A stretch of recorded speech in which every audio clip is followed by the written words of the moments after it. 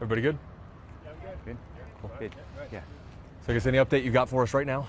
So right now, as you can see, there's multiple units behind us. We are in a response and rescue operation right now, and we are currently actively searching for this unaccounted employee.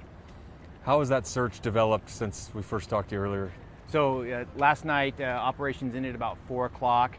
I can tell you that we have activated our emergency management team, and this is the perfect situation why we'd use this in a huge incident like this. That means we're going to be having our urban search and rescue teams out here, that our dogs are going to be activated. As you can see, that our drone is up, and we are currently searching for this individual. Talk to us about the safety concerns for you and your crew. Yes, absolutely. That's a great question. So the safety concerns is, this is a partial roof collapse right now, so we are worried about secondary collapses. So we are working alongside structural engineers, our partners, our stakeholders, to make sure that our members are safe to go inside. Like I told you, that our dogs for the urban search and rescue are going to be coming back to the scene like they were here yesterday, and they will be searching this structure also.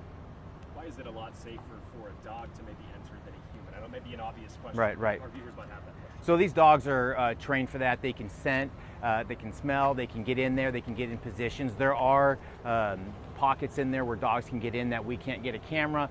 We have used our drones. We have 2 types of drones. Our drone team here, we've got an elevated position, and we actually used a drone that we were able to fly inside the building a little bit and search for this individual.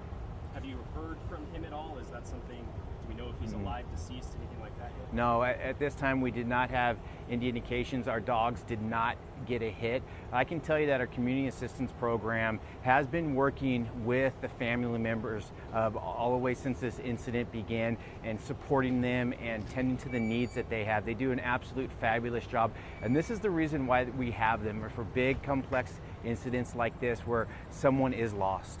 And I think everybody. Rehash what's happening right now. When did this incident start, and what are y'all doing about it? Right, so last night a little bit before 9:30 a.m., firefighters were dispatched obviously to this area, 43rd Avenue and Van Buren, for reports of a structure collapse. Immediately they got on scene and they saw a debris field. National Weather Service did say that microburst did come in, lifted this roof off, and we do have a partial roof collapse, and you can see that this north tilt slab building has collapsed, and that is where we're anticipating that this individual is. Have the employees said anywhere about where this other employee may be? Any sort of status of what made you to believe that the employee is still in there? We've been talking to the owner, the business employees. We're talking with the building manager, and they've given us spots or locations where they think that he has, and like I said, we've had our dogs, our urban search and rescue dogs, go to those points, and we have not had any hits up till now. Is this kind of a race against time at this point? Absolutely. I mean, this happened about 9:30 last night, so we're over 12 hours.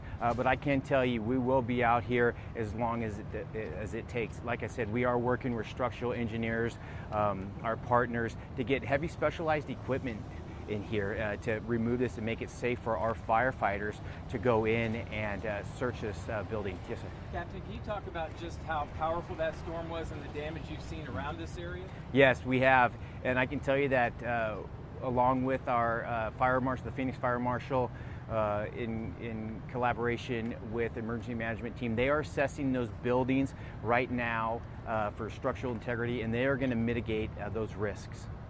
Do we know anything?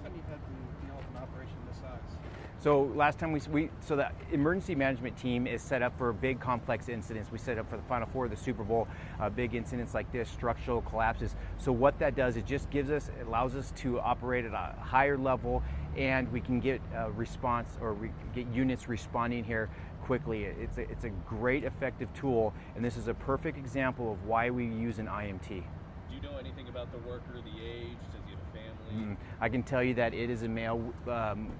I'm going to reiterate because it's so imperative that our community assistance programs, they do a fabulous job. They have been working with this family the entire time that this incident kicked out. They were kicked out with our initial dispatch because we knew this was going to be a very dynamic. We were talking with the family members here on the other side of the building earlier this morning. I wanted to ask you a question that they brought to our concern, which is they were upset that it's taken this long to potentially make entry. And know it's a tough situation, but is there anything you can say to that? So we have made entry. Yeah. So Okay. we have made entry. Our urban search and rescue dogs, they are members like us.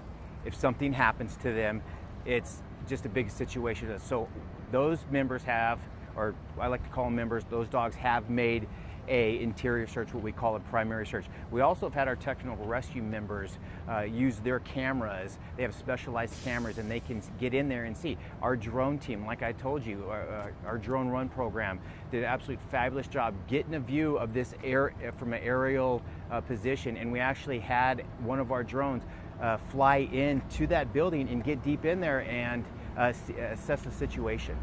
Does it get easier or more difficult as the light comes up? Also, that brings some heat. Does it get easier in the daytime than it was overnight? Absolutely. And so we stopped at about 4:30 last night. We reactivated this incident to get more daylight. It is going to help us. Obviously, we're using spotlights from our units. Our drones had spotlights, but it is limited at night. Right now, we're going to get a better view and just kind of get in there and we can see farther. You consider this a rescue or recovery at this point? Oh, it's a rescue. Absolutely, it's a rescue operation. We are in a response and rescue. And the complexity of an incident like this, it does require a larger response. So we are going to be working with our stakeholders, our other partners, and getting that specialized equipment in there so we can stabilize this incident and get in there and find this individual. I know you said you're going to go as long as it takes, but is there a time that you all have set as a deadline tonight that you'd have to stop? No, absolutely. I can tell you right now that we will take as long as it takes. We are going to be working with the structural engineers, stabilizing this incident. We are going to get in there. I can tell you that. Thank you. Thank you so much. Yeah. Good.